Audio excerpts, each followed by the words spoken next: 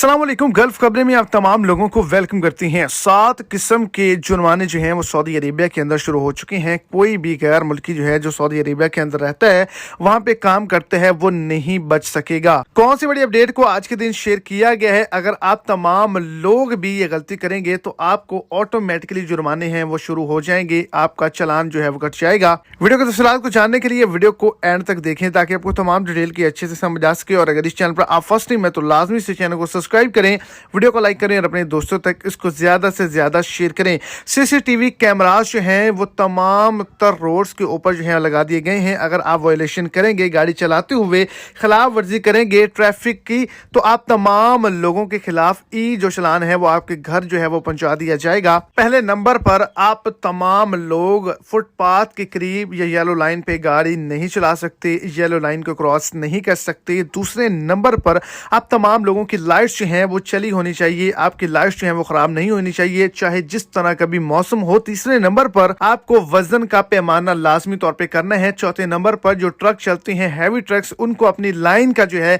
वो खास ख्याल रखना होगा। इसके अलावा आपकी गाड़ी जो है वो धुआं नहीं मारनी चाहिए। और इसके अलावा एक लाइट का जला होना और दूसरी लाइट का बंद होना भी खिलाफ वर्जी है। जो ऊंचाई है गाड़ियों की, जो विड्थ है गाड़ियों की, उसका भी पैमाना लाजमी तौर पे आपने करना होगा और खिलाफ वर्जी नहीं करनी। और पार्किंग भी आपने उसी जगह पे करनी है जहां पे आपको इजाजत हो।